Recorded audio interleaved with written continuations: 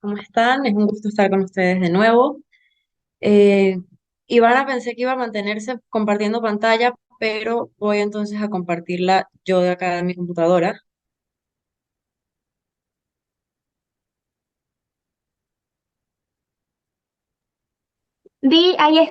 Ahí está, discúlpame Perfecto, de listo, ya, verdad, ya, ya vi, ya discúlpame. vi. Muchas gracias. Puedes, por favor, te voy haciendo señas cuando necesites que la pases, por favor. Ok, bueno, ya Ivana nos venía hablando un poco sobre lo que es las violencias en el ámbito digital, sobre todo con un enfoque de género, y como estamos en el tema de los retos para la criminología, para los criminólogos en ejercicio, que las tres aspiramos serlo pronto, quería enfocarlo más directamente al ámbito de la ciberseguridad y de qué se puede hacer desde la criminología en esta área. Empezando por que más que llevar un enfoque de género, quería hablar de este tema de una manera un poco más general,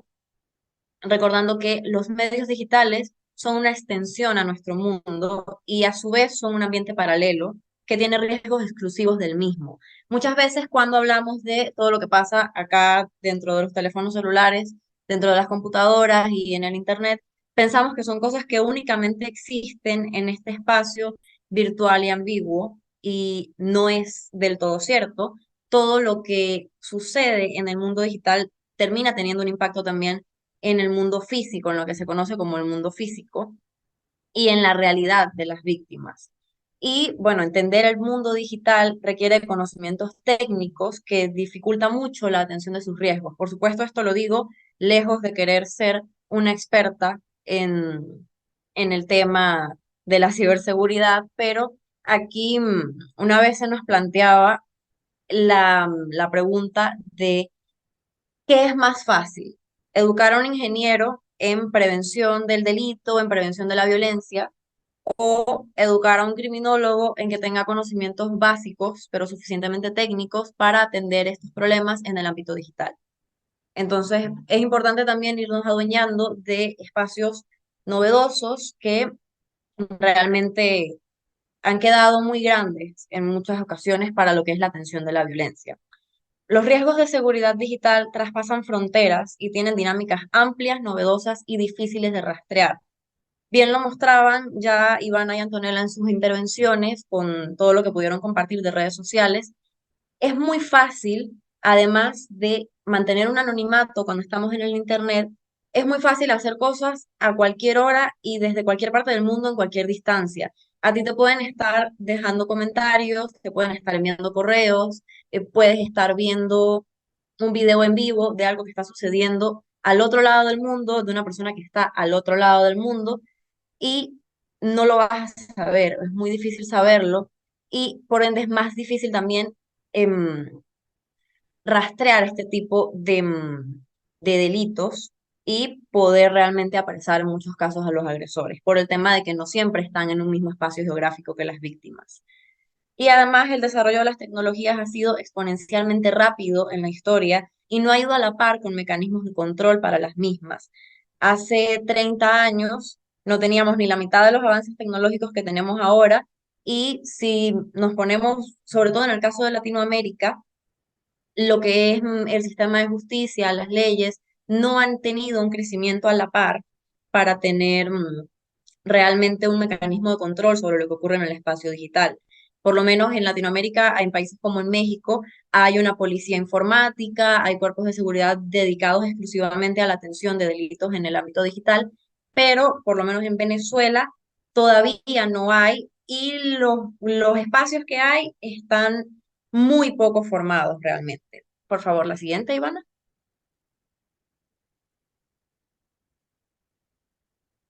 Ajá. Para hablar de riesgos en ciberseguridad, hay muchísimos y ya Ivana nos venía comentando de muchas cosas que ocurren en el ámbito digital, que son delitos y por supuesto representan una situación de riesgo el estar en Internet, pero yo los quise dividir acá en dos categorías, que es comparten el mundo físico y, entre comillas, exclusivos del mundo virtual. Esto lo coloco así porque hay acciones que requieren el mundo físico o desde otra perspectiva que el uso de medios digitales es, digamos, opcional o accesorio. mientras que hay otros tipos de delitos o de manifestaciones de violencia en medios digitales que requieren necesariamente de la utilización de la web o que directamente lo que ocurre en el Internet, es decir, el espacio virtual es el fin, no es solamente el medio para la violencia, sino que representa el fin también. En todo esto, donde son opcionales y que tienen mayor parte en el mundo físico, está la ingeniería social, que es una práctica donde se trata básicamente de, digamos, convencer a los usuarios, sobre todo usuarios de redes sociales, usuarios de páginas web, de plataformas, sobre todo con manejo de dinero en Internet, se trata de convencer de cierto tipo de cosas para que la gente tome pues ciertas actitudes. La ingeniería social se utiliza mucho cuando se difunden por lo menos noticias falsas, cuando se trabaja, cuando hay ese tipo de delitos, como lo que estaba mostrando Ivana con los correos falsos, el intento de phishing, de robo de datos, que lo que buscan es manipularte con algo que tú naturalmente vas a creer que es verdad, o que tú vas a creer que si no haces lo que te están diciendo, vas a estarte exponiendo un riesgo, te van a clonar una tarjeta de crédito, te van a robar los datos de la computadora y terminas pues creyendo en lo que esta otra persona o en lo que este correo anónimo te está diciendo y realizando pues las acciones que ellos te pidan. También lo que comentaba Ivana, el stalking, el mobbing y el bullying, que lo hablamos en la sesión anterior cuando tuve la oportunidad de hablar sobre violencia basada en género. Están los riesgos en seguridad empresarial. Aquí quería poner un ejemplo para acordarlo un poco. Hace un par de años, en la empresa Dropbox, que es una empresa de almacenamiento de archivos en la nube, hubo un incidente de seguridad donde una ex empleada, después de que la hubieran despedido, a través de la computadora de la empresa, eliminó todas las cuentas de las que ella tenía respaldo, todos los archivos de los que, o sea, todos los archivos de la empresa de los que ella tenía respaldo. Y con eso afectó a un número que en este momento no recuerdo exactamente cuál era, pero afectó a un número altísimo de usuarios de esta plataforma de Dropbox y por supuesto eso le generó un montón de problemas legales y de pérdidas a la empresa, que es muy diferente a cuando se dan ataques de software, que ahorita lo voy a explicar. Y lo que también mencionaba Ivana, la trata y explotación de personas, que si bien no es un delito exclusivo del ámbito digital, actualmente ha crecido exponencialmente el uso de medios digitales, tanto para la captación de las víctimas como para la explotación en sí, independientemente de que sea con fines sexuales, que es lo más común cuando se utiliza la explotación en medios digitales, a que sea también con fines laborales, que es muy común actualmente que, que la captación para explotación tanto sexual como laboral sea por medios digitales. Y ya hablando de riesgos o cosas que son más exclusivas del mundo virtual, están los hackeos, el robo de datos, que también Ivana venía conversándonos un poco al respecto, los ataques de software en general, que es cuando existen programas maliciosos que por supuesto son diseñados por alguna persona y hay una acción humana que los ejecuta, no es como que llegan solos a la computadora y que hacen solos todo lo que están programados para hacer, pero por lo general vienen disimulados en algún link que parece confiable, una dirección de URL, una plataforma que parece confiable, que en un dispositivo extraíble, un pendrive, una memoria, que, que inicialmente tiene o el usuario lo utiliza con otro fin y no sabe que adentro tiene un programa malicioso que no solamente puede llevar al hackeo del equipo, no solamente puede llevar al robo de la información, también puede llevar directamente a la intervención como tal del equipo, causando que un tercero pueda manejar, por ejemplo, una computadora o un teléfono móvil desde otro computador, como tener un control remoto y también puede generar, por lo menos en temas también de seguridad empresarial, lo que se conoce como ataques de denegación de servicios, que es, por poner un ejemplo, tenemos una página web de alguna empresa que presta un servicio a los usuarios a través de Internet y este tipo de ataques lo que hacen es interceptar las señales que recibe esta página web para que la plataforma no funcione. Es como cuando se dice, digamos, vulgarmente que alguna plataforma está caída por lo general no es que está caída, es que está intervenida en algún punto y las instrucciones que debe recibir para poder prestar el servicio, para poder almacenar una información, para poder guardar datos, no se están recibiendo correctamente porque hay un software malicioso que está interviniendo con ese proceso. Y lo que ya hablaba Ivana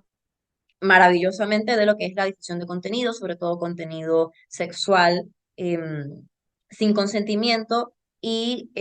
contenido de explotación sexual infantil. Esto se ve en muchas esferas del Internet, que ahorita lo vamos a conversar un poco más a fondo eso. Y aquí quería aprovechar, dados los ejemplos que dio Ivana, de hablar también un poco del por qué pasan estos riesgos y es que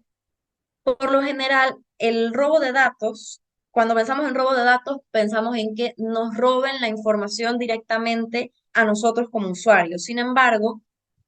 nosotros cuando tenemos, digamos, una presencia en Internet, cuando tenemos lo que se conoce como una huella digital, que tenemos perfiles en redes sociales, que usamos navegadores probablemente todos los días, que usamos motores de búsqueda como Google, etcétera,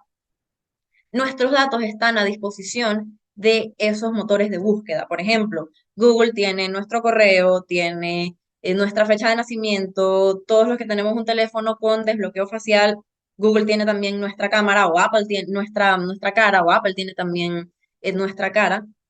Y a estas grandes empresas que almacenan esos datos también les ocurren robos de datos. Entonces, muchas veces, por lo menos cuando ocurre lo que le pasa a Ivana, de que llegan estos correos maliciosos, es porque los datos que se están viendo afectados, es decir, el correo electrónico sobre todo, que es lo más común, están a disposición de algún ciberdelincuente, alguna persona malintencionada, que lo más probable es que no lo haya obtenido directamente del usuario, sino de una aplicación en terceros. Pero vamos a hablar un poco más de cómo prevenir eso un poquito más adelante. Por favor, Iván, a la siguiente. Ok, acá les traigo un iceberg distinto al que presentó Antonella, que es el iceberg de la web o del Internet,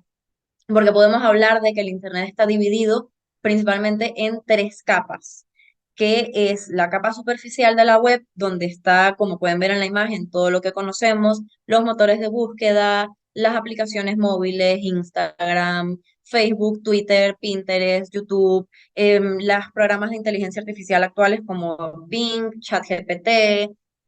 todo ese tipo de cosas que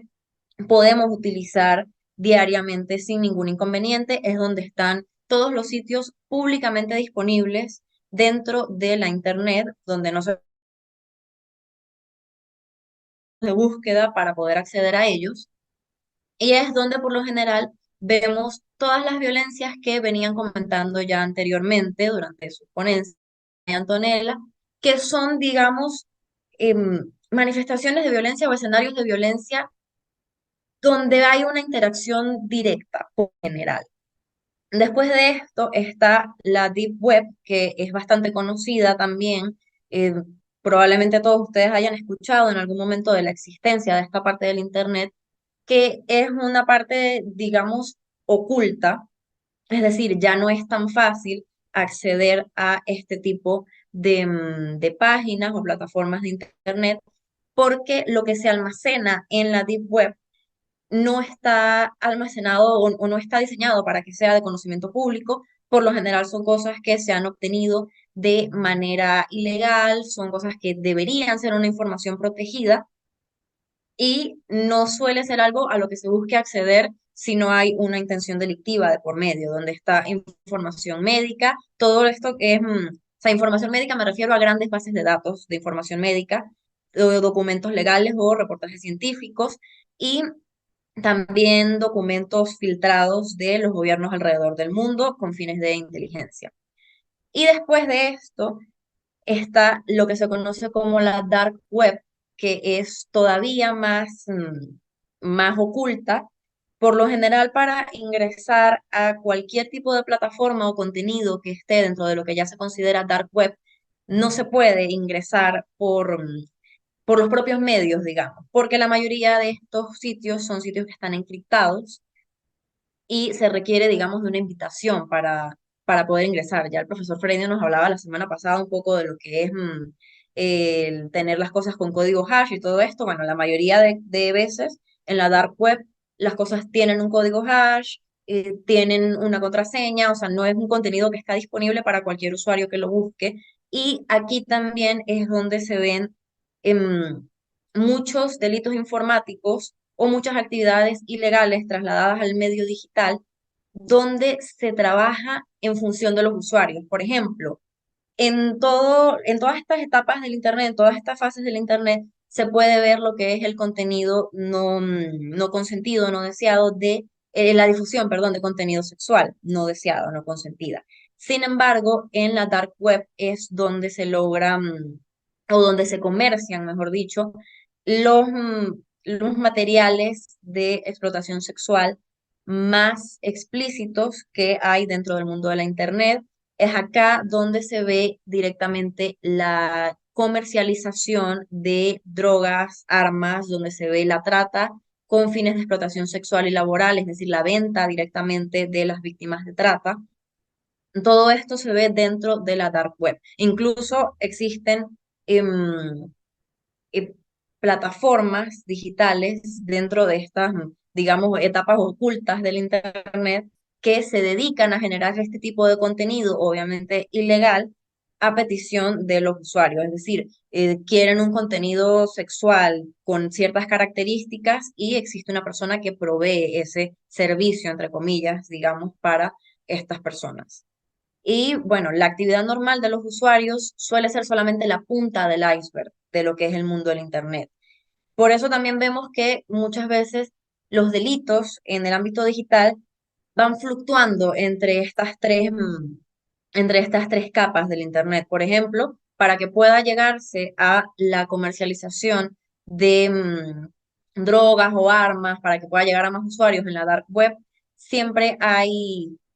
digamos, vestigios de esto en la deep web e incluso en la web superficial, igual que con el tema de la trata. Si bien la comercialización o la explotación se da ya directamente en la dark web o incluso en la deep web, la captación suele verse directamente en la web superficial a través de redes sociales, del Facebook, de anuncios que aparecen en Internet, que se hacen pasar por ofertas de trabajo, ese tipo de cosas que sí están al alcance de todos los usuarios, para luego pues ya las acciones delictivas como tal se ven en otros ámbitos del Internet que son mucho más difíciles de rastrear. ¿Podemos continuar, Iván?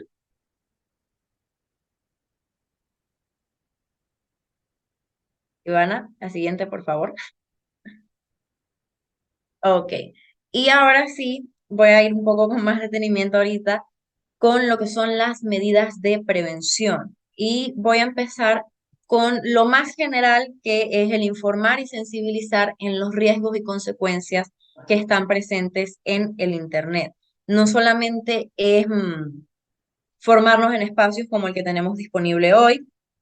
no se trata de generar un miedo a la actividad en Internet, pero hay que estar muy conscientes de todo lo que implica el tener una huella digital, ya bien lo mencionaba Ivana, evitar compartir información demasiado personal, fotografías donde se pueda identificar la dirección del hogar, la dirección de la escuela, proteger sobre todo las caras de menores de edad, toda la información que tenga que ver con menores de edad, porque esto suele ser lo más perseguido en redes. Incluso hay estadísticas que dicen que una de cada dos fotografías, es decir, el 50% de las fotografías de menores, de niños que llegan a el Internet, acaban en páginas de pornografía infantil. Entonces, es un tema de estar muy conscientes de que hay muchos riesgos dentro del ámbito digital que escapan completamente de lo que podemos ver con nuestras actividades diarias en el Internet y tenemos que estar también al pendiente de eso. También debemos activar todos los mecanismos de protección en redes y dispositivos. Esto es no solamente el tener contraseñas suficientemente seguras, el tener verificación de dos pasos en todas las redes sociales, el no tener las contraseñas anotadas en el mismo celular o en la misma computadora. También es no tener los dispositivos, incluso sin contraseña, pero también es estar al pendiente de cosas como cada vez que nos metemos a una página de internet y salen cookies, revisar realmente qué nos está pidiendo una aplicación que vamos a descargar al teléfono antes de darle permiso de que acceda a nuestro correo, a nuestros contactos, que son dos de las cosas más comunes que piden aplicaciones, que muchas veces por su utilidad no tienen una justificación real para estar pidiendo este tipo de datos. Y es estar un poco pendiente de que realmente estemos cuidando los pasos que damos dentro de la Internet. Ya hablamos Ivana también habló de evitar difundir información no verificada o contenido sensible. Esto sobre todo también en el tema de las noticias falsas, de la difusión de contenido sexual sin consentimiento. Muchas veces pasa como un tema de risa, muchas veces incluso se difunden cosas que pueden afectar la integridad de terceros o que pueden estar teniendo una información falsa y perjudicial para otros o incluso para nosotros mismos sin estar realmente conscientes de que estamos contribuyendo con hacerle un daño a una víctima o con generar un daño a nivel social con noticias falsas o algo por el estilo, sino que muchas veces se comparte incluso bajo la misma preocupación o por puro morbo o porque simplemente la gente considera que difundir lo que nos llega es normal, porque es algo muy sencillo. Darle clic a un botón de reenviar es demasiado sencillo. Pero entonces hay que detenernos cada vez que recibamos una información por internet a verificar esas fuentes, a verificar qué es lo que nos están queriendo decir y qué es lo que está pasando con esa información antes de darle difusión a la misma. Mantener actualizados los dispositivos. Esto es muy importante porque a medida que se desarrollan nuevos programas informáticos, que hay actualizaciones para los teléfonos, para las aplicaciones, para las computadoras, esto también involucra mejoras en riesgos de seguridad, porque como mencionaba antes, la tecnología avanza demasiado rápido para lo que avanzan las leyes y para lo que avanza nuestro conocimiento también como usuarios de lo que ocurre en Internet, pero justamente quienes desarrollan los software de los equipos están al tanto de eso y ese es el punto, de que a cada rato hayan actualizaciones, hayan nuevas mejoras, es también para mantener al día la información de los equipos, ayuda a que sean un poco más difíciles de hackear y a que sean menos vulnerables. Y también, bueno, el estar atento a informaciones sospechosas, la actitud que toma Ivana con los correos maliciosos que le llegan, mantenerlos en spam, borrarlos, evitar contestar, evitar, evitar caer en correos que porque tienen el logo de Amazon, yo asumo que el correo es de Amazon y que lo que me está diciendo es verdad. Lo mismo que mencionaba anteriormente, evitar verificar siempre las fuentes y lo que ya hablaba también Ivana, no compartir información personal en redes. Es muy importante que, bueno, que tengamos mucho cuidado con, además de lo que ya se habló, dónde ponemos nuestros datos. Por ejemplo, no sé si les ha pasado que a veces están, por lo menos quienes estamos estudiando en la universidad, a veces estamos en internet, queremos acceder, por ejemplo, a un artículo científico y se nos pide crear una cuenta, poner un correo, poner una contraseña, crear una cuenta para acceder a tal plataforma, crear una cuenta para acceder a tal curso, para poder descargar un video, cualquier cantidad de cosas que hacemos en Internet y todo el tiempo solemos utilizar nuestros correos personales. Esto los hace mucho más vulnerables a que si nos limitáramos solamente a poner este tipo de información en los lugares donde realmente vamos a necesitar después tener, digamos, un enlace con esa plataforma y que nuestro correo esté registrado en una plataforma, en una aplicación, en una página web. Entonces, todo eso son pequeñas medidas de prevención. También el tema de la ciberseguridad es sumamente amplio y bueno, como mencionábamos, tiene un enlace total con lo que ocurre en el mundo físico. Pero bueno, no quiero extenderme más. Estamos atentas todas a sus comentarios, dudas o preguntas para que dentro del feedback podamos hablar un poco más sobre estos temas. Y bueno, agradezco mucho. Por favor, pasa a la siguiente, Ivana.